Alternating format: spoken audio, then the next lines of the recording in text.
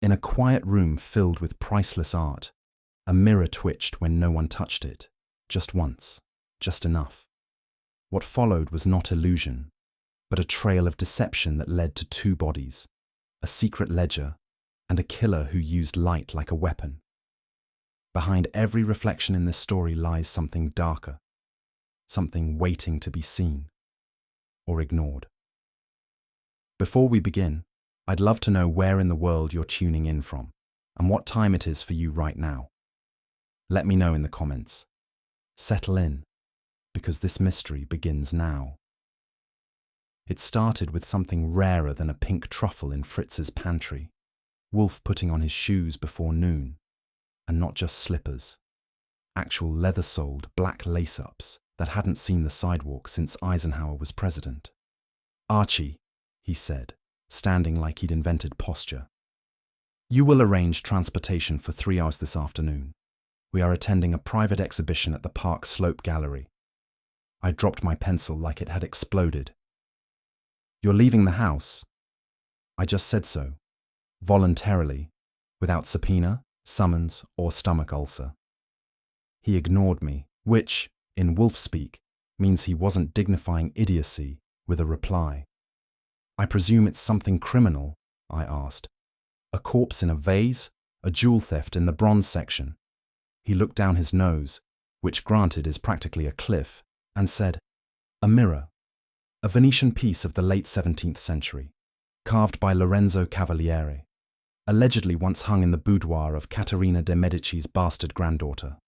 "Well," I said, grabbing my notebook, "when art meets scandal, how can a humble gumshoe refuse?" "Spare me your romanticism," Wolfe muttered. "I am merely attending to verify its provenance." "And if it turns out to reflect murder," he snorted, "then I'll see it from the safety of the car." The Park Slope Gallery of Collectibles was the kind of place where the light was filtered, the walls were velvet, and the price tags were shy.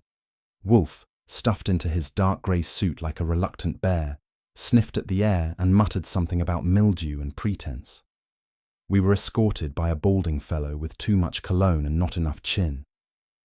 "The Cavaliere mirror is just ahead," he whispered, like we were heading into a chapel. And there it was. 3 feet wide, rimmed in gold leaf, etched with mythological creatures doing things that would upset a Sunday school teacher. Its glass was flawless, maybe too flawless for something allegedly older than steam. Wolfe stepped closer, adjusting his specs. The phoenix motif is appropriate. The Cavalier favoured rebirth." I said, "Maybe the guy just liked birds." Phooey. The plaque beneath it read, "Venetian mirror, c. 1681, rumoured to have belonged to Alessandra de' Medici, mistress and rumoured poisoner." I scanned the room. Mostly silver hairs in silk and one woman near the wine. Table with eyes like they'd stopped blinking weeks ago. The mirror didn't wink, but something else was about to. She caught Wolfe by the elbow just as he was preparing to scowl at a reproduction urn. "Mr. Wolfe," she said, soft but insistent. Wolfe froze. That's his usual reaction to unsolicited social contact, rigid alarm. "I'm Mrs. Lenora Vale. May I speak with you, privately?" He glanced at me like I'd invited this. "Madam," he said, "I do not consult in public, least of all at catered events." She leaned in, not intimidated. "It's about that mirror, and my husband. He died last year."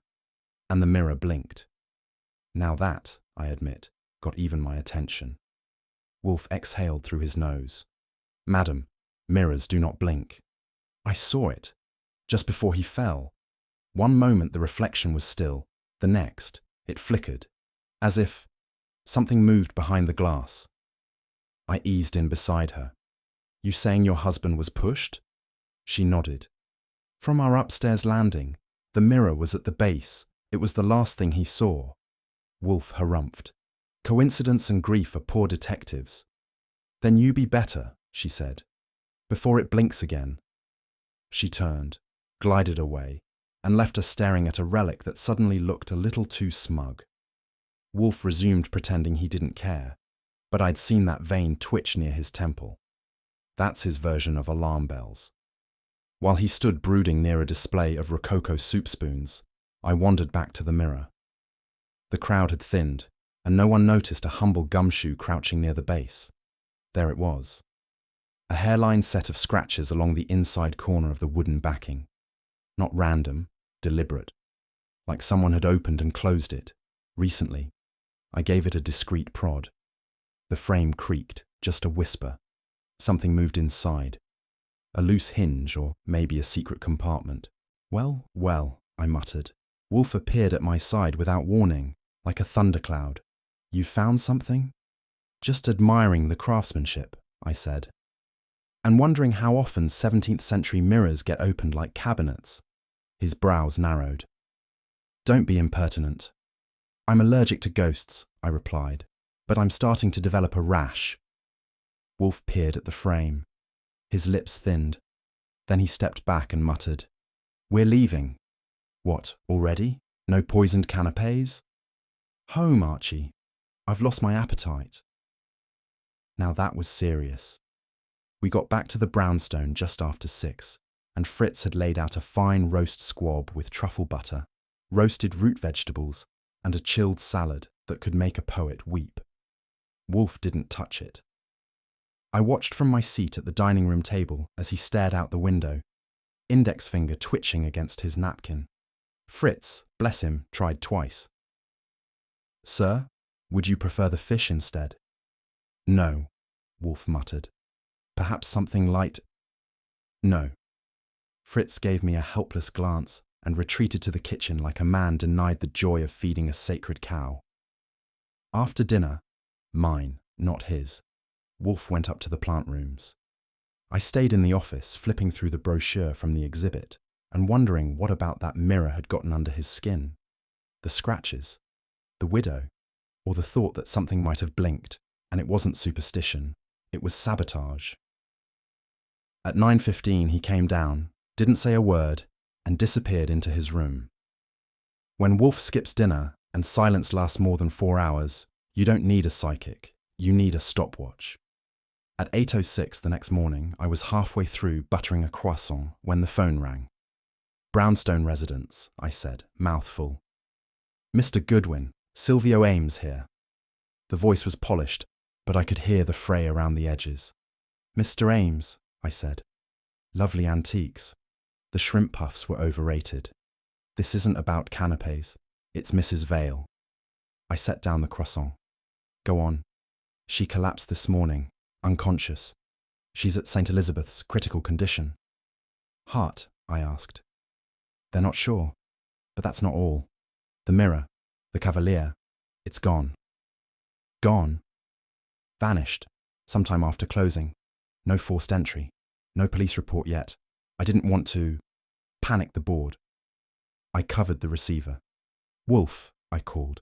You might want to hear this. A door opened upstairs. Wolfe, in his mustard robe, appeared on the stairs like a very testy ghost. I relayed the news. He stood there, silent, as if he could digest it better than dinner. Was she alone? Wolfe asked Ames. Yes, she insisted on keeping it. Said it was the last thing her husband saw. I see, Wolfe murmured. Indeed. He turned to me. Archie, finish your croissant. Why? Because we're about to lose our appetite again. The bell on the front door rang at exactly 11:42, which was unfortunate timing for Fritz, who had just convinced Wolfe to try a spoonful of the watercress bisque. The spoon paused mid-air. Wolfe sniffed like someone had introduced ammonia into his orchids. Fritz looked at me. I looked at Wolfe. Wolfe looked at the spoon. Archie, he said, see to it. Of course. Shall I bring a bat or a bouquet? The visitor was already halfway through the vestibule, guided by her posture and an envelope. She was tall, angular, and dressed in grey silk that made mourning look like high fashion. Her purse looked expensive, and her expression looked like it hadn't cracked since Truman. I'm Lenora Vale, she said. I believe Mr. Wolfe was at the Park Slope Gallery yesterday. Wolfe is here, I said, and conscious. Let me see what kind of mood he's in. I showed her in. Wolfe rose half an inch from his chair and gestured. She opened the envelope and laid 10 crisp $100 bills on the edge of Wolfe's desk, like a gambler, too proud to ask the odds. "I want you to find out who killed my husband." Wolfe, without blinking, picked up the check. Mrs. Vale sat in the red chair, the one we save for clients and clergymen. She held her handbag like a weapon and launched straight into it. "Arthur didn't trip," she said. "He was pushed from the top of our stairwell." Wolfe made a sound, not quite a grunt and not quite a hum. "The police," she went on, "called it an accident, but it wasn't. He had bruises on his wrists. Someone grabbed him before the fall." I asked, "And who do you think took that shove from instinct to action?" "His brother, Gerald. They ran the gallery together.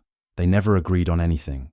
Not the inventory, not the clients, not the money, especially not the mirror."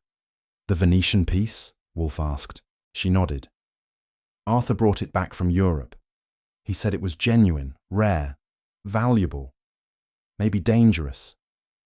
"Dangerous," Wolfe repeated. "He didn't mean cursed. He meant complicated." "Ah," Wolfe said. "Complications are often the seeds of homicide." I looked at her directly. "You have anything besides bruises and a brother with a bad bedside manner?" Her jaw tightened. "Just instinct and a mirror that was watching." Wolfe's lips pursed like the wine had soured. Mrs. Vale continued. "The night Arthur died, he was standing at the top of the stairs. The mirror was at the base. I was halfway down. I looked, and I swear, it blinked." "Madam," Wolfe said, "mirrors do not blink." Something moved inside it. The light shifted. Then he screamed and fell. I piped in. "You think someone rigged it?" "No. I think something was hidden inside. And now it's gone." Wolfe leaned back. "You're suggesting your husband secreted an object, perhaps a document, in the mirror frame, and his brother killed him for it?" Her eyes didn't waver. "Yes. Gerald never wanted that mirror in the gallery. He called it a ticking embarrassment. Yet he allowed it to remain. He needed Arthur. Arthur had the eye and the buyers." Wolfe tapped a finger on the armrest. "And now Gerald has both." She reached into her bag and produced a folded letter.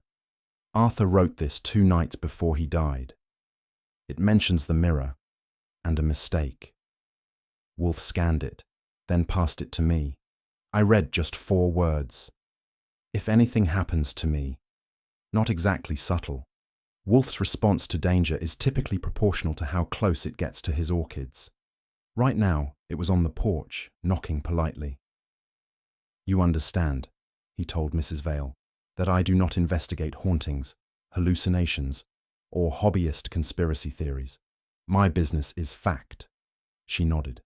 "Then find me facts." "However," Wolfe added, eyeing the envelope again, "when death intersects with art and art intersects with deceit, I admit some professional interest." "And $10,000, I said. "That too." Mrs. Vale rose. "I'll be at the Langford Hotel, room 310. If you find the mirror, or what it held, call me. I'll come immediately." She left behind a trace of rose perfume and more questions than the Manhattan DA's inbox. Wolfe sighed. "You will, of course, begin inquiries. I shall remain here, engaged in something more fruitful than spiritualism." "Like orchids?" "No," he said. "Lunch." Wolfe retired to the dining room. I retreated to the office with the letter, the envelope, and the usual sinking feeling. The letter wasn't detailed. Just Arthur Vale writing in vague tones about feeling watched, a miscalculation, and how Gerald would never forgive the mirror. The kind of phrasing that makes you want to call a shrink or a locksmith, depending on the handwriting. I put in a call to Saul Panzer. If Gerald Vale had done anything less than noble in the last 48 hours, Saul would find the footprint and the receipt. Next, I flipped through the gallery's archived exhibit listings. Vale and Ames had been peddling rare goods to rare wallets for 20 years. Their reputation was crisp. Their inventory, especially under Arthur, was allegedly gold-plated truth, which made Gerald the wild card. "Archie!" Wolfe bellowed from the dining room. I trust you're not reading horoscopes. No, sir, I called. Just planning to speak with a man who sells 300-year-old lies in a gilded frame. Take care he doesn't sell one to you. I've got a mirror for that. Vale and Ames occupied a 2-story brick facade on East 71st, nestled between a boutique bookstore and a place that sold $700 umbrellas. It smelled like varnish, velvet, and vaults. Inside, a man with pencil-line eyebrows and a voice like cashmere met me. Mr. Goodwin, is it? Silvio Ames.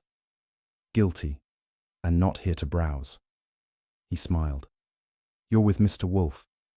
We heard he attended our private showing. You heard right. He almost applauded but restrained himself to indigestion. Silvio laughed. A discerning reaction. I looked around.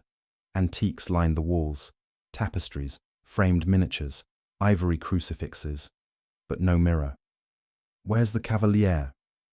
Gone, he said. Gone where? Sold. To whom? Private buyer. Cash. No invoice? He gave a refined shrug. Collectors can be discreet. At that moment, Gerald Vale appeared.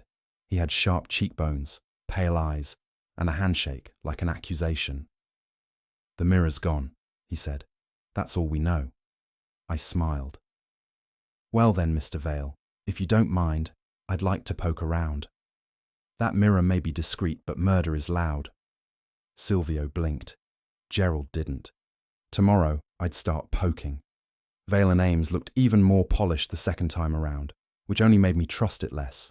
The kind of place where everything gleamed just enough to make you forget the dust. Gerald Vale was already at the front desk, flipping through a ledger like he'd lost something and didn't want to admit it. When he saw me, his expression went from bored to annoyed. A minor victory. Goodwin, he said, like I'd tracked mud into his brain. You again?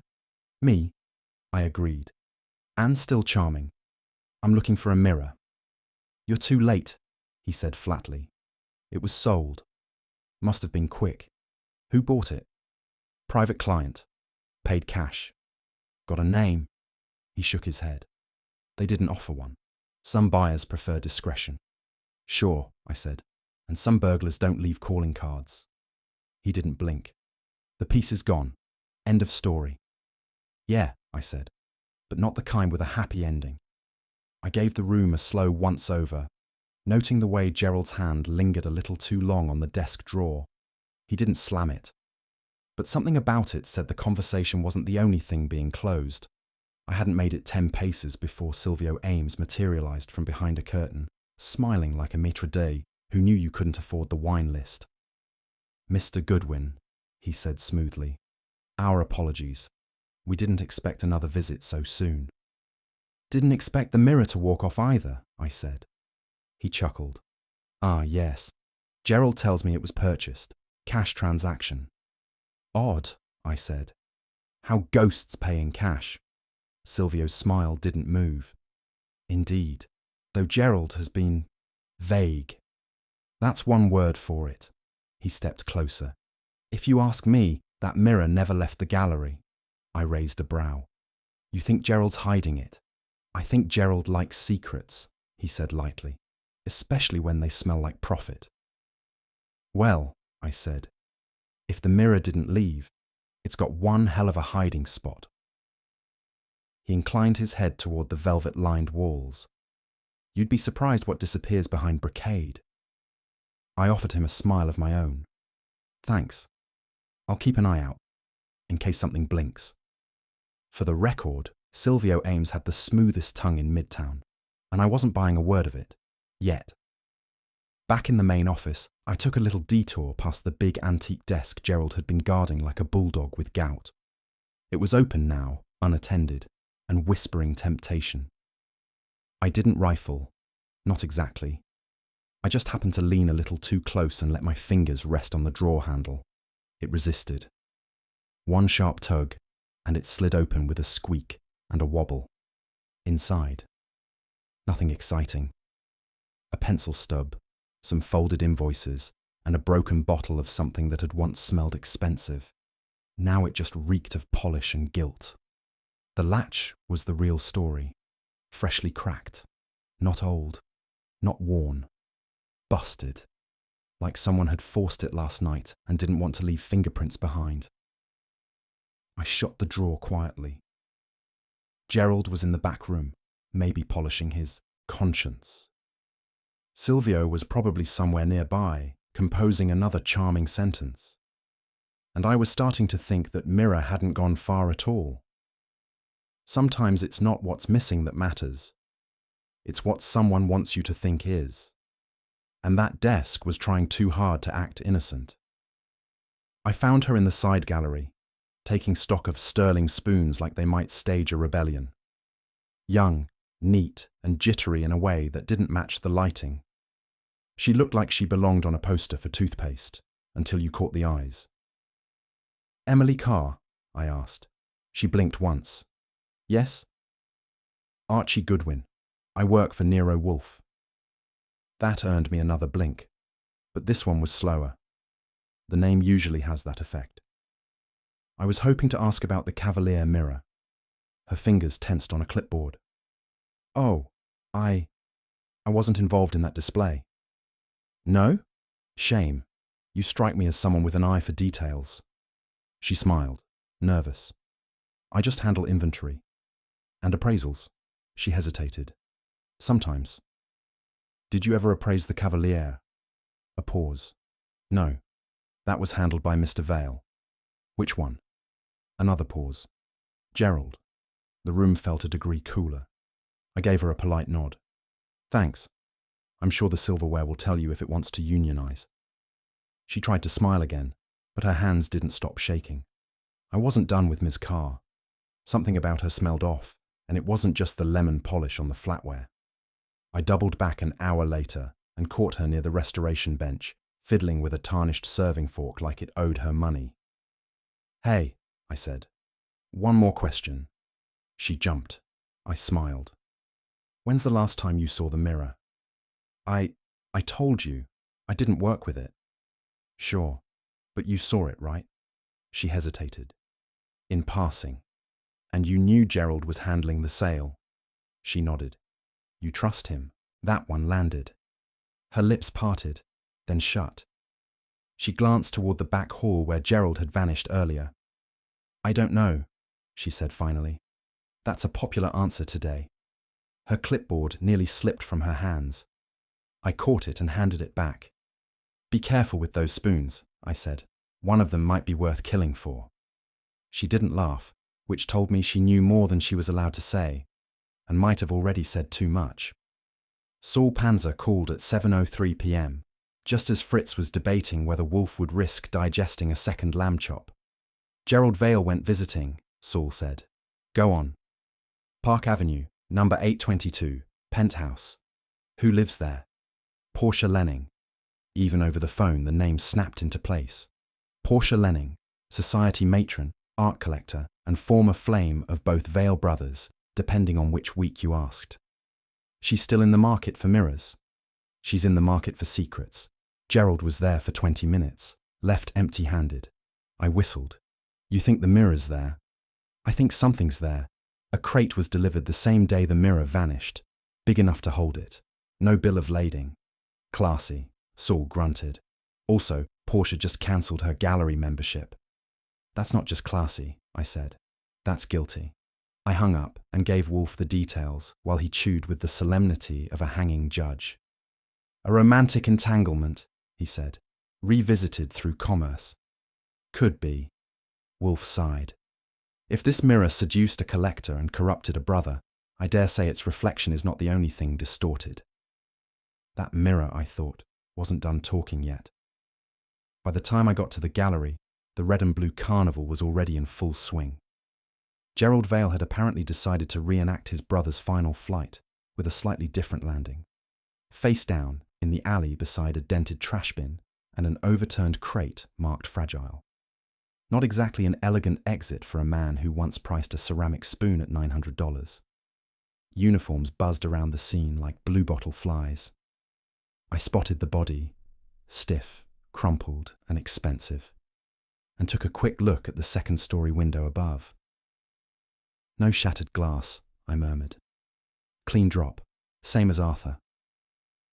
A detective was shouting at someone in a tweed coat. A patrolman took down notes like the pencil was paid by the syllable. And there, just inside the gallery's service entrance, stood Silvio Ames, pale, sweat-streaked, and not nearly as smooth as usual. He saw me and didn't wave. Probably knew I wasn't there to buy a candlestick. Gerald Vale was dead. Again, no witnesses. Again, no blood. Just another body dropped in the wake of a mirror that refused to stay put. I checked my watch. Wolfe was going to hate this. 10 minutes later, I had my hands in my pockets and Inspector Kramer's voice in my ear, which is not a ratio I recommend if you value your hearing. "You got a hobby, Goodwin," he barked. "Some little death tour you take for kicks?" "I like art," I said. "And gravity." "Yeah, well, this gallery's getting a reputation, and not the kind that draws postcards." He lit a cigar like he was punishing it. "Where's Wolfe?" he demanded. "Home, swearing at potted plants. Tell him this ain't cute anymore. 1 brother fell, maybe an accident. 2, that's homicide with footnotes." "Sure," I said. "You got a theory?" "Burglary, maybe. Rivalry. Blackmail. You pick. I've got 7 people with alibis and a secretary with the shakes." I leaned in. "You think Gerald fell or flew?" Kramer stared at me like I'd suggested tea with arsenic. "You tell Wolfe this time he gets involved, whether he likes it or not." I patted his shoulder. "I'll deliver the message, but if you want him sweet about it, maybe don't yell." He grunted. "Yelling's all I've got." Which wasn't exactly true. He also had a corpse and a headache brewing. Wolfe was in his chair when I got back, fingers steepled, jaw clenched, and a look that could curdle cement. 2, I said. 2 what? "Vale brothers. Down. 1 to go." He exhaled like the air had betrayed him. "Gerald?" "Dead. Fell from the mezzanine. Same gallery. No witnesses. Same mirror-shaped hole in the timeline." Wolfe's fingers twitched. "Pfui. I thought that would do it." He stood. That, right there, was more persuasive than a signed affidavit. We didn't wait long. Kramer arrived 15 minutes later, smelling like tobacco, sweat, and homicide paperwork. Wolfe greeted him with the warmth he usually reserved for overdue taxes. "I suppose you're here to bellow," Wolfe said. "I'm here because people are dying." "People often do," Wolfe replied. "It's the arrangement," Kramer growled. 2 brothers from the same gallery both fall down flights of stairs, both linked to the same stupid mirror. And your boy here just happens to be on site. Wolfe's tone could have sliced granite. "Archie's presence merely confirms your timing is atrocious." I poured us all a beer. 1 refused it. 1 hated it. I drank mine. Mrs. Vale came in an hour later, hair pinned, eyes dry, grief chiseled to formality. Fritz offered her tea, which she declined with a whisper. "It's the mirror," she said. "It's cursed." Wolfe made a noise that sounded like indigestion from logic. "I told you," she went on. "It blinked for Arthur. Gerald hated it. And now they're both dead." "You also told us," Wolfe said coldly, "that you didn't believe in ghosts." "I don't," she snapped. "But I believe in coincidences, and this is one too many." Wolfe sighed. Long, slow, theatrical. "Madam, superstition is the coward's crutch. If the mirror is culpable, it is not via enchantment, but concealment." She looked away. "Maybe that's worse." I asked, "Where's the mirror now?" "No one knows," she whispered. "But it's not finished." Wolfe shifted in his chair, which for him is the equivalent of jumping up and screaming. If the mirror had secrets, we weren't the only ones it had whispered them to. Lunch was late. Fritz was livid. "You told me 1 o'clock, he said, hands on hips, apron starched like a general's tunic. "We're solving murder," I offered. "You're burning duck," he replied. Wolfe ignored both of us. His attention was on a stack of art crime journals, the kind with more footnotes than fun. He flipped through them with the grim precision of a surgeon about to cut the truth out of a corpse. Gerald was no amateur, he muttered. If he sold forged antiques, he did so with confidence. I nodded. Emily hinted something was up. Emily Carr, he repeated. Appraiser, nervous, possibly endangered. Fritz hovered, clutching a plate like it might turn to ash. Sir, if you are not dining— I am not, Wolfe said. Fritz made a sound like a piano falling down a flight of stairs and retreated. I followed him to the kitchen for coffee, leaving Wolfe with his books, his fury, and the sound of a duck drying out in vain. Mrs. Vale didn't answer the door at first. I waited outside her Langford Hotel suite for 3 full minutes, listening to footsteps that paced but didn't approach. Finally, the door opened. Her face was bare, her voice low. You came. Routine check-in, I said, to make sure you hadn't vanished too. She stepped aside and motioned me in. The room smelled like tea and something older, perfume maybe, or memory. She gestured to the coffee table. Arthur's diary. I've been reading. I sat. The book was old, leather-bound, with handwriting that slanted like it had somewhere to be. He was worried, she said. About Gerald, about the gallery, about the mirror. I flipped pages, scrawled phrases jumped out. Too dangerous, Silvio knows. Ledger must be hidden. Ledger, I asked. She nodded. He said it was worth more than the gallery. She didn't cry. Instead, she reached for the diary and shut it. It wasn't ghosts, she whispered. It was greed. But that mirror, it watched everything. And for a second, I almost believed her. Then again, the last 2 men who'd touched it were 6 feet under. Portia Lenning opened the door herself, which already made it a red-letter day.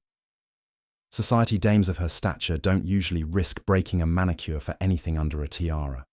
She was statuesque, flawless, and carried her years like they were optional. She also had a voice like chilled champagne, the kind that bubbled even when delivering a slap. Mr. Goodwin, she said, lips curved, tone flat. Should I assume this isn't social? Strictly professional, I said. Although if you're offering cocktails, I won't be rude. She didn't laugh, which was probably wise. I stepped inside. The Lenning penthouse was all gleam and silence, cream-coloured walls, gold trim, Persian rugs, and enough floral arrangements to make a bee pass out. I'm looking into the disappearance of a certain antique mirror, I said. Ah. She sipped something from a crystal glass. Can't say I know anything about it. Gerald Vale visited you last week. Yes, briefly. We're old friends. And he didn't bring anything with him? Say, a 3-foot-wide glass object with murder issues. Her eyes cooled. Mr. Goodwin, I'm not in the habit of collecting ghosts. I smiled. That's too bad. You may already have one. I didn't press the point, but Saul Panzer did. While I played polite with Portia, he played shadow with a delivery truck. According to Saul, the morning after Gerald Vale's last breath, a dark green panel van pulled up to Portia's building. No logo. 2 guys in gloves, 1 crate. The crate, Saul reported, was roughly mirror-sized, long, narrow, tall, and stamped Galleria V&A in faint stencil. He followed it through the service entrance and into the freight elevator. Portia's penthouse, naturally. They signed the log as private transfer, Saul told me later. No invoice, no name. Could have been delivering a wardrobe, I said. Then it's for a very flat man. Portia had denied knowing anything about the mirror, but her silence had the echo of carved wood and antique glass. Saul added, she tipped them $50, in cash. So, Portia Lenning didn't just entertain ghosts. She paid them to come quietly. I passed the info to Wolfe that evening. He didn't grunt. He just said, "Pfui," which, coming from him, meant Portia had moved up a rank, from society hostess to person of interest. The next morning, I cornered Emily Carr by the glass cases again. This time while she was dusting a set of Chinese snuff bottles like they had feelings. I need the truth, I said. I already told you everything I know, she replied, eyes not meeting mine. I shook my head. You told me what Gerald wanted on record. Now I want what he wouldn't want printed. She hesitated. Her knuckles were white around a duster. Fine, she said finally. Gerald was selling fakes, reproductions aged to look antique, real craftsmanship. Most buyers never questioned it. And Arthur? He didn't know. Or if he did, he never admitted it. Gerald called it adjusting margins, said the old money wouldn't notice as long as the labels were French and the wine was flowing. And the mirror? She nodded. It was real. That's why Gerald didn't want it in the gallery. It stood out, drew too much attention. So he stashed it. He wanted to, yes. But Arthur refused, said it meant something. Then Arthur died. She looked at me. Now Gerald's dead, and I'm telling you this because I don't want to be next. Neither did I. But that mirror was checking names fast.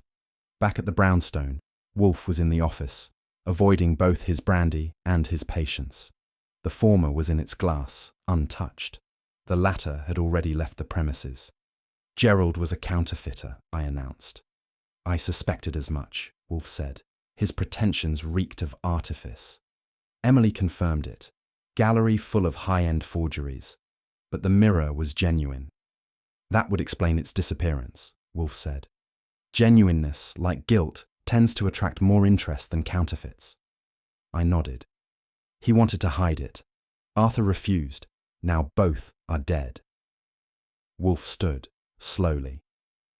If that mirror harbored more than a reflection, perhaps documentation, a ledger or an inventory, it becomes not only a valuable object, but an incriminating one. Meaning? Meaning, Wolfe said, that someone may have killed to preserve illusion. The very crime Gerald committed every time he opened his gallery. Fritz entered then with a refill. Wolfe waved him off. Not yet. Fritz sighed and left. A man denied brandy in that house was practically a hostage, and Wolfe wasn't drinking until the mirror gave up its secrets. The next evening, Fred Durkin put on a cap, borrowed a coat from Fritz, and played doorman at Portia Lenning's building like he'd been born holding an elevator lever. Meanwhile, I slipped through the side entrance and took the freight elevator to the top floor, with a confidence usually reserved for people with keycards and plausible deniability. Portia wasn't home, off at some charity gala, probably selling art while sipping betrayal, and her staff had taken the night off. Convenient. The penthouse was still a showroom for inherited wealth. Silk wallpaper, polished brass, museum-quality rugs. I moved carefully. Touching anything in that place was probably a felony. It didn't take long. Behind a folding screen of lacquered Chinese panels, I found it. The mirror. The cavalier. Whole, intact, smug as ever. It was mounted on a portable stand. Odd. And there, at the base of the frame, was a dark smudge. Not shadow, not polish. Dried blood. I didn't touch it. Not yet. Some mirrors show reflections. This one had started collecting evidence, and if it was hiding blood, maybe it was hiding something else too. I crouched to examine the frame. Not a scratch on the glass, but the gilded wood had seen better days.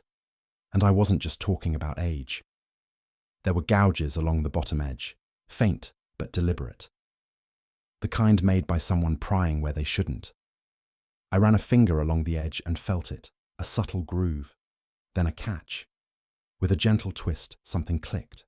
The bottom third of the mirror's frame shifted inward, revealing a narrow compartment no wider than a cigar box. Inside was a folded sheet of heavy parchment paper, old but intact. It smelled like dust and varnish. I pulled it out carefully. No heading, no seal, just tight, precise writing in small black ink.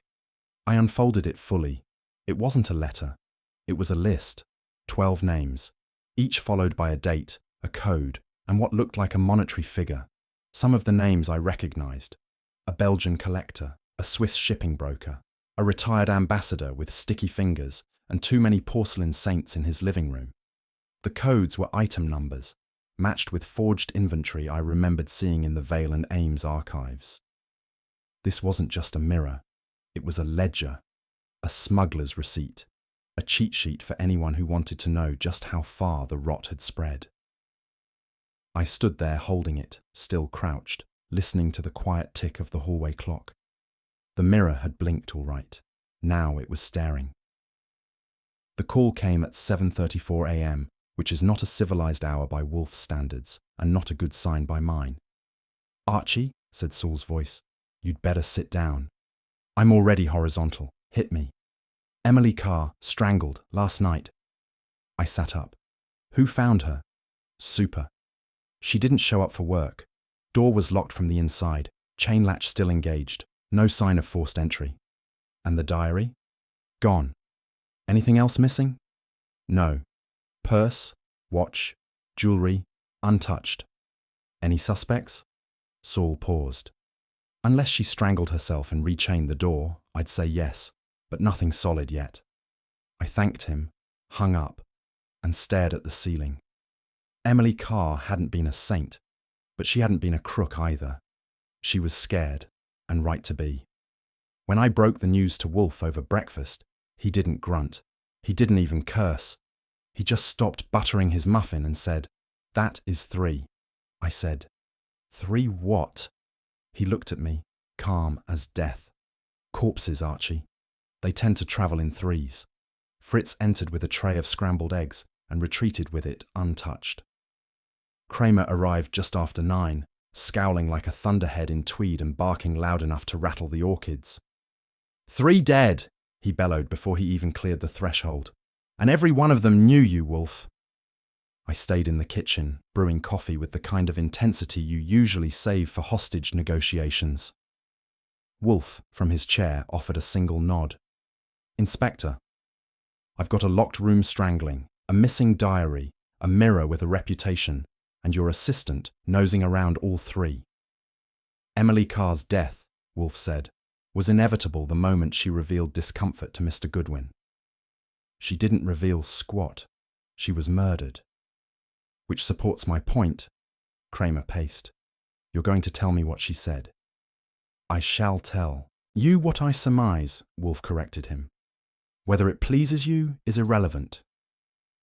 By then the coffee was ready, and I brought 2 mugs, one for Kramer, which he ignored, and one for Wolfe, which he didn't touch. The storm had arrived, and Wolfe, for once, wasn't above the clouds. The orchid schedule went out the window, and Theodore Horseman was not amused. "I need 10 minutes with the Vandopsis," he declared, clutching a clipboard like a death certificate. "You'll get them," I said, "when the murder rate drops." Meanwhile, Fritz had taken to polishing the silver. I don't mean gently buffing, I mean scouring with the intensity of a man who's planning to use it as a weapon. He muttered in French, cursed under his breath, and ignored every attempt at small talk. Wolfe didn't move. He sat in his chair, fingers laced, staring at nothing in particular. Every so often, he'd murmur a phrase like accessibility of motive or duplicity through omission. I offered him a beer. He waved it off. That was the 3rd time. In that house, a skipped orchid session, a denied beer, and a kitchen rattling with suppressed rage could only mean one thing. Wolfe was thinking, deeply, darkly, and with intent. Whatever Emily had known, it was crawling closer, and Wolfe was preparing to swat it. Saul showed up just after noon, trench coat damp, shoes spotless, and eyes sharp enough to cut thread. He handed Wolfe a slip of paper. Wolfe didn't look at it immediately. "That's how you know it's serious." "She was planning to quit," Saul said. "Had a second interview scheduled at a private collector's firm uptown. Tuesday afternoon." Wolfe nodded. "With whom?" "Rexworth and Mavis. Legit operation. Museum-grade stuff." "Did Gerald Vale know?" "He knew she was unhappy. She told a friend that Gerald threatened to blackball her in the industry if she left." I whistled. Charming fellow. She also told the same friend she'd found something in the gallery's records. Said it was big. Said she was thinking about going to the papers. Wolfe finally picked up the paper. It was a photocopy, an email printout, dated the day before she died. Emily to herself. Subject line, Mirror Ledger, backup. Wolfe's lips thinned. Did she send this? Mail server shows it never left. Then someone, Wolfe said, saw it and ensured it stayed unsent. We were running out of people with access, and Wolfe, at last, was out of patience. Mrs. Vale called at 3 o'clock with the voice of someone trying very hard not to break in half. She told me she was sending something, she said. Said she didn't trust email. Did she say what it was? I asked. No, just that it would explain things, and that she hoped it would reach me before. Well, before? She didn't finish the sentence. Fritz handed me a note while I was still on the line. Saul had spoken to the post office. Nothing logged. No courier drop. No registered mail. Just a maybe and a missing envelope. I told her that. Mrs. Vale was quiet for a moment. Then, if it comes, you'll let me know. I will. And if it doesn't. I paused. Then we'll find out what someone didn't want us to see. She hung up. I looked at Wolfe. He didn't look back. The package hadn't arrived, but its shadow had. And Wolfe, for all his logic, knew one thing. Sometimes it's not the message that matters. It's how far someone will go to stop it. I've seen a lot of bodies in my time, some peaceful, some not, some expected, some not. But Emily Carr, that one hit different. She wasn't a villain. She wasn't a schemer. She wasn't looking for a score or a scandal or revenge. She was a kid with a steady hand, an honest eye, and a head full of art history and worry. And now she was a headline. That night, I sat in the office alone. Wolfe was upstairs, probably glaring at orchids as if they'd offended his sense of reason. Fritz had retreated early. The house was too quiet, even for West 35th. I poured myself a beer and didn't drink it. There's a line you don't cross in this business. Not because it's illegal, not because it's immoral, but because it's pointless. Emily crossed it anyway. She tried to do the right thing, say the truth, shine a little light into a dark, carved, gold-framed corner of the art world, and she ended up silenced. I went upstairs. Wolfe was in the plant room, back turned, hands in pockets. She was just a kid, I said. He didn't reply. She died for a piece of glass with secrets in it. Still nothing. Then he said, I know, Archie. And in his voice, for once, was no contempt, no sarcasm, just wait.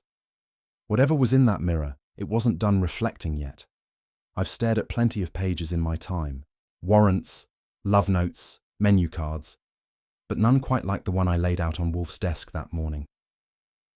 It had the faint smell of mildew and regret, like it had been hiding under floorboards with something to confess. The paper, yellowed and coarse, was covered in a mix of Latin, French, and a cipher that even the NSA might have choked on with their morning coffee. But what it lacked in elegance, it made up for in bold accusations. It took me 2 hours, one pencil stub, and a Latin dictionary Fritz had once used to label his spice jars, but I got there. The names on the ledger weren't Sunday school material. We're talking judges, foreign art attachés, and a guy whose surname could be rhymed with embezzling if you were drunk enough. Each entry had dates, coded amounts, and a crude sketch of the item in question. Artifacts supposedly long gone or never declared in the first place. One entry had a small icon of a mirror. Another had a symbol that looked like a lion devouring a crown. By the time Wolfe rolled in at 11, I'd decoded enough to know this wasn't just blackmail. This was firepower. Old money dirt tied to new scandals, and someone had killed to keep it shelved. Wolfe, draped in his canary yellow robe and an expression last seen on Mount Rushmore, scanned the decoded page with a grunt of displeasure. He hated messy motives. Passion was excusable, greed was boring, but systemic corruption, that ruined his appetite. This, he said, tapping the margin where I'd scribbled a name in red pencil, is not merely documentation, it is leverage. You mean a ledger, I offered. He gave me the glance that could pickle onions. Archie, do not be trite. He leaned back, fingertips pressed together like a cathedral roof. The mirror was never merely ornamental. It was a repository. The murders occurred not due to sentiment or madness, but to conceal this. He pointed to a blotch of ink where a name had been scrubbed out. Whoever owned that name intended to remain a phantom. Until they slipped, I said. He didn't respond. But his silence wasn't empty. It was loading ammunition. I'm no art historian, but I know what blood looks like, even when it's been politely wiped off with a silk kerchief.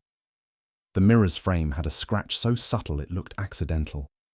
Except when I took a closer look under Wolfe's old magnifier, the one he used to judge beetle wings on rare orchids, I saw the faint edges of a polished job done by someone either very careful or very desperate. The scratch had age, but the shine was recent. Somebody wanted me to see that frame and think, hey, fresh damage. Maybe this is when the murder happened. But that scratch had been there longer than Emily's resignation letter, which meant the killer had dressed it up, like putting a necktie on a corpse and calling it business casual.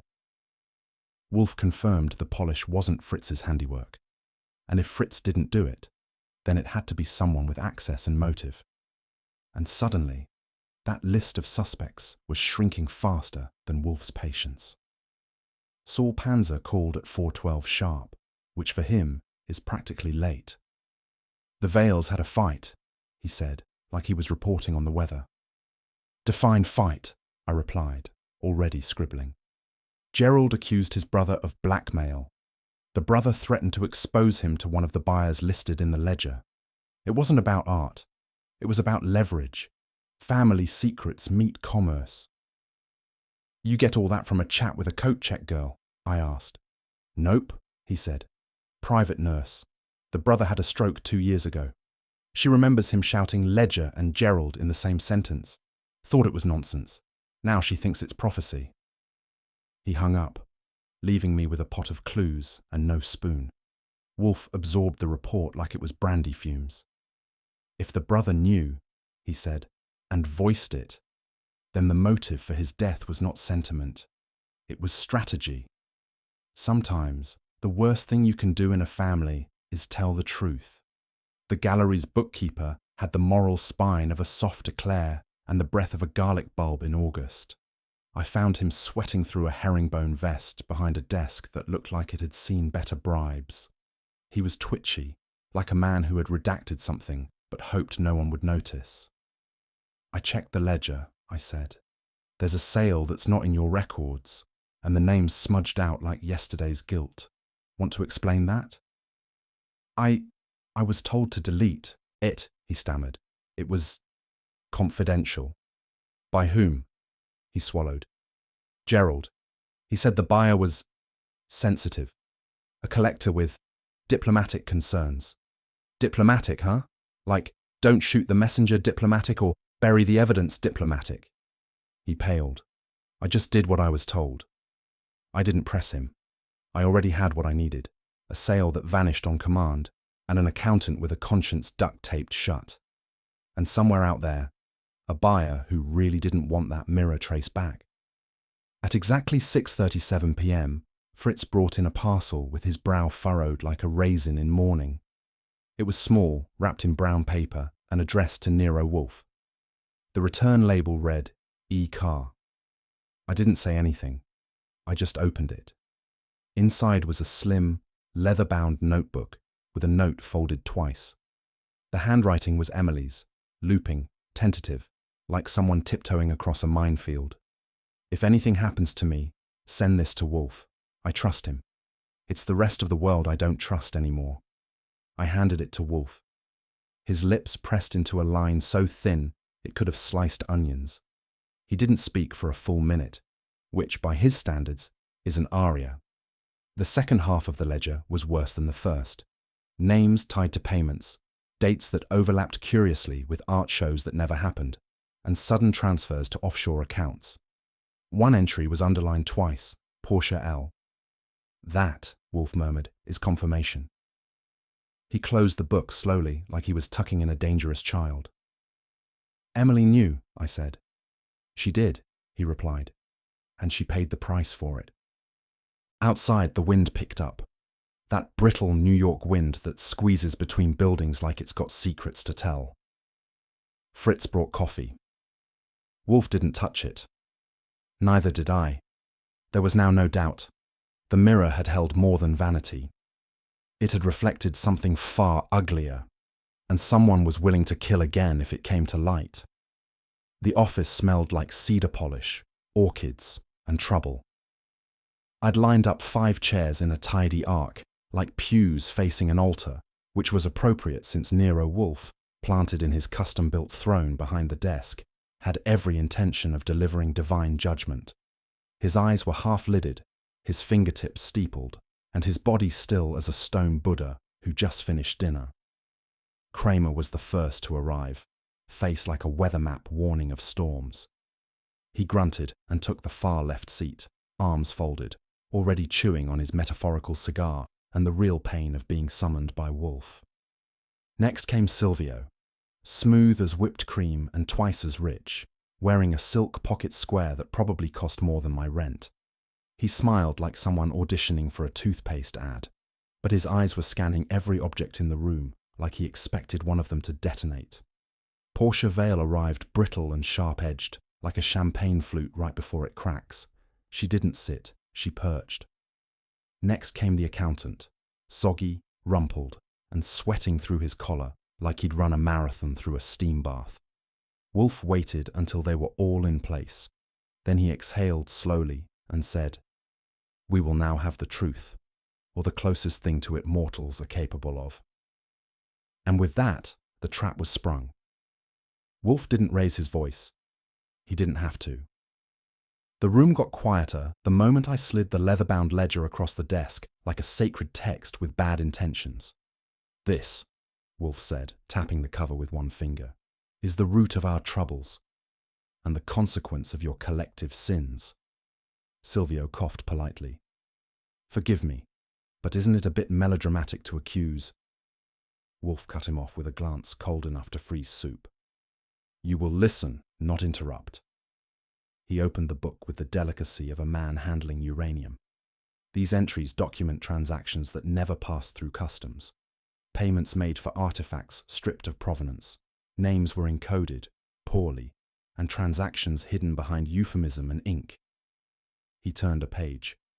Gerald Vale, it appears, kept meticulous records of his illicit dealings, including, unfortunately for him, the names of those he defrauded and those he blackmailed. The accountant cleared his throat, then cleared it again. Wolfe didn't even blink. He forged authenticity certificates, and in at least 2 instances, falsified death records for statues already sold.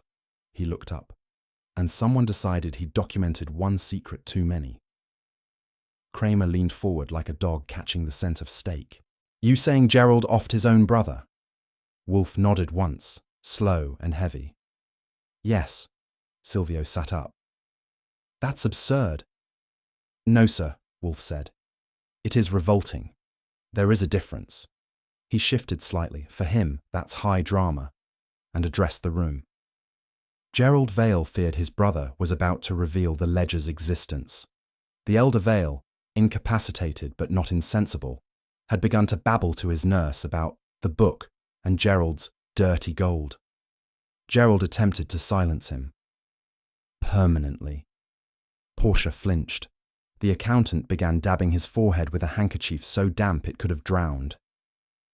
"But," Wolfe continued, "as is often the case with murder, one act begets another. Gerald was killed by a second party, equally eager to protect their interests." He closed the ledger with a thud that made everyone jump. 2 murders, 1 motive, concealment. Silvio tried to protest again, but it sounded weak. Kramer stared at him like a cat watching a mouse plan an escape through concrete, and I knew Wolfe was just warming up. "I regret," Wolfe said, "that this may tarnish your reputation, Mr. Silvio, but facts rarely arrive gift-wrapped." Silvio adjusted his cuffs with theatrical calm. "Surely you don't mean to imply—" "I do not imply," Wolfe interrupted. "I state." He turned to Portia. "Miss Vale, You once worked as a junior archivist in Vienna, did you not? Her mouth parted. How? Yes, I did. You met Silvio there. A nod. And you introduced him to Gerald. Portia paled. Wolfe continued.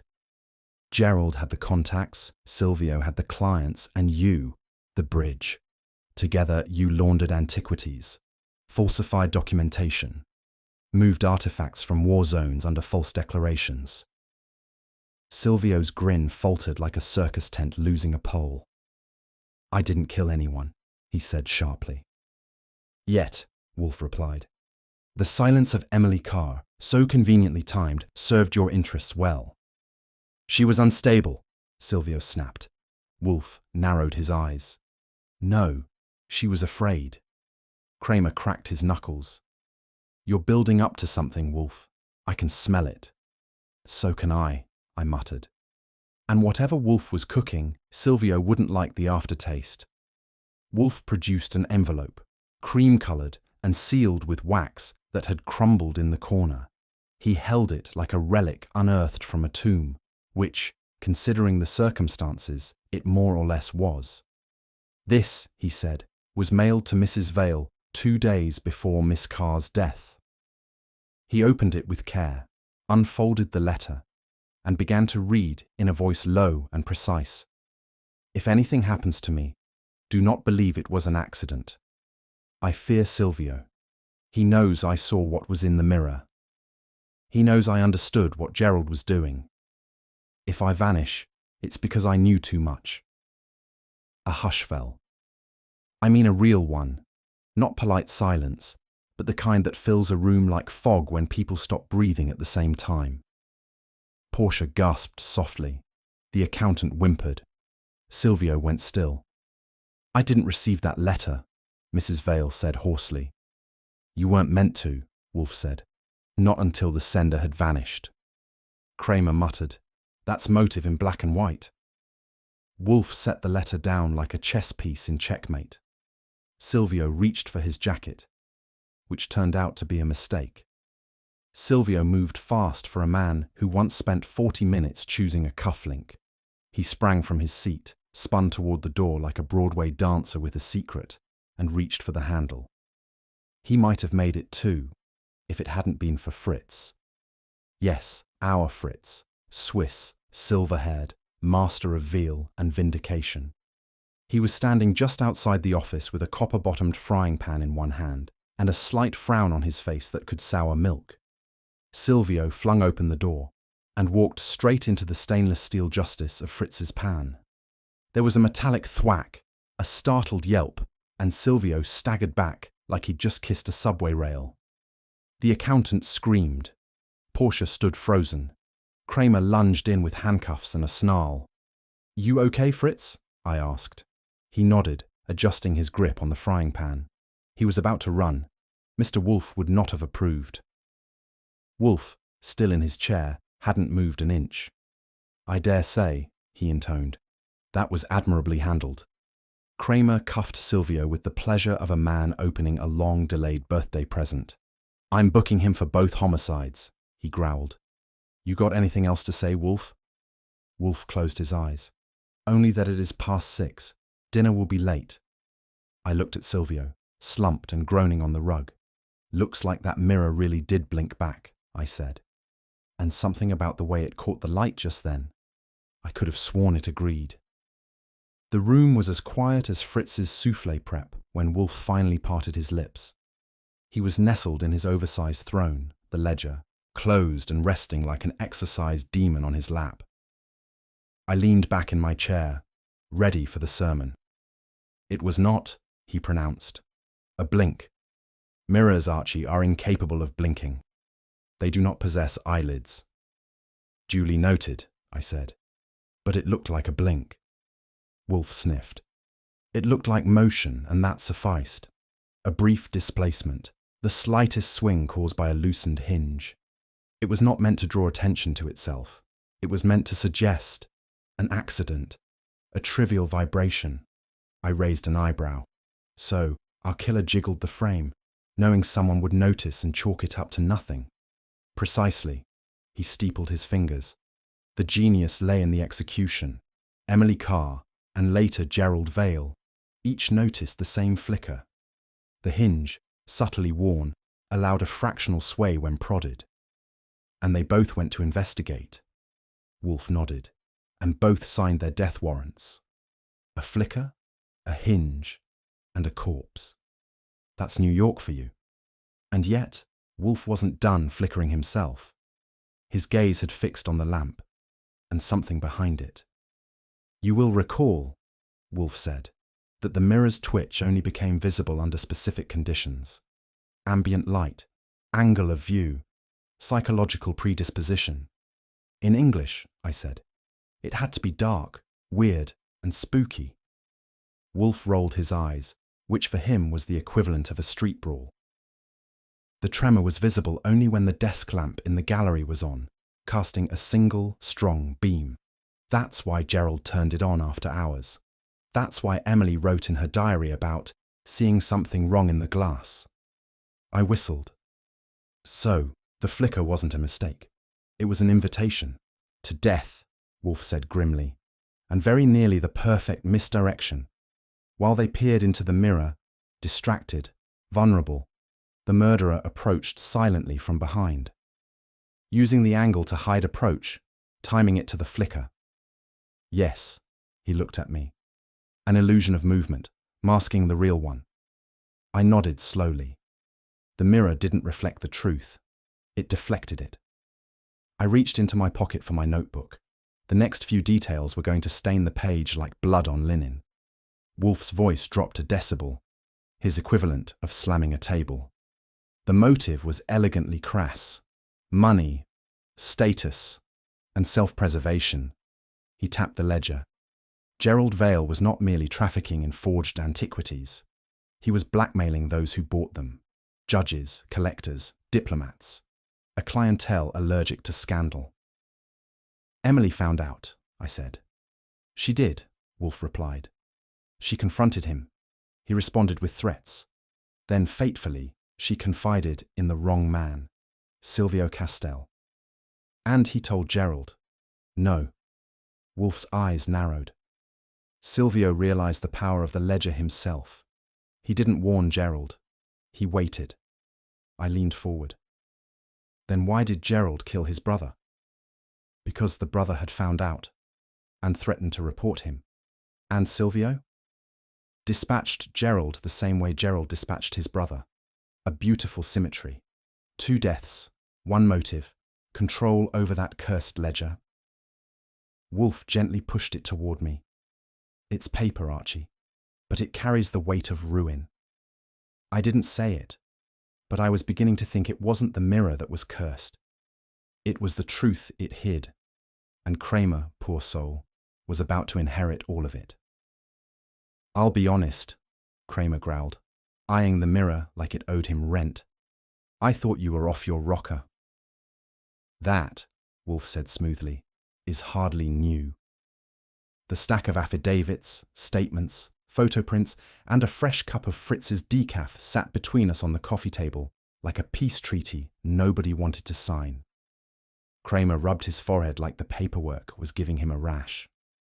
2 brothers dead, Castell in lockup, a ledger full of rot, and I gotta explain it to the DA, using words that don't make me sound like I read too much Poe. I handed him an aspirin from my desk drawer. On the house. Go to hell, Goodwin. Wolfe yawned elaborately. You have your solution, Inspector. Kindly vacate. Kramer stood with the speed of molasses and the grace of a sandbag. I liked it better when mirrors just showed faces, not murder. He trudged out like a man heading into a thunderstorm with holes in both boots. And Wolfe reached for his schedule. By the time Kramer's Buick had vanished down 35th Street, Fritz was carving duck like a surgeon in a tux. I set the dining room table while Wolfe, having shed murder like an ill-fitting coat, settled into his rightful element, eating well and being worshipped for it. Braised in orange and coriander, Fritz said, proudly presenting the bird. And the wine is that 1939 Rhone you liked, sir. Wolfe closed his eyes. Fritz, bless you. Archie, stop loitering. Don't mind if I do. I sat.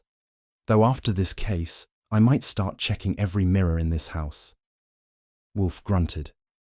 Do so on your own time. Lunch was savoured, not spoken through. The world had righted itself. Orchids were orchids again, and crooks were no longer hiding behind glass. But one final reflection was still waiting to walk out the door. Mrs. Vale arrived just before sunset, wrapped in black silk and the kind of grief that doesn't need to cry. Her hands trembled as she clutched the mirror, now swaddled in protective cloth like a newborn nobody wanted. I don't want it, she said softly. Too many ghosts, too much truth. Wolfe nodded. Quite. I took it from her and placed it gently on the table. The mirror, simple, elegant, deceptive, looked almost innocent now. I thought it showed beauty, she said, but it only ever showed what we wanted to see. I glanced at Wolfe. He didn't reply. For once, the big man let silence do the talking. She turned to go, paused, then looked back at the mirror one last time. Please, she whispered, make sure no one else dies because of it. I walked her to the door, watched her go, and returned to the office. The mirror sat alone. And I swear, maybe it was the light, maybe the exhaustion, but I could have sworn it smiled. Wolfe didn't look up from his book. Archie, have that taken to the vault. Gladly, I said. It's had enough airtime. But as I carried it downstairs, one question stuck with me. Did the mirror reflect murder, or did it invite it? In the end, it wasn't the flicker of the mirror, or the weight of a ledger that unraveled the truth. It was the quiet persistence of questions that refused to stay buried. Art can deceive, paper can burn, but guilt leaves fingerprints on the soul.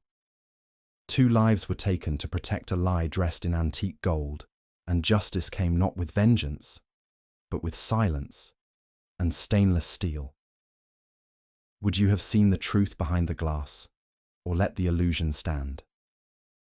Let me know your thoughts in the comments, and if you enjoyed the mystery, be sure to like the video, share it with someone who loves detective stories, and subscribe for more.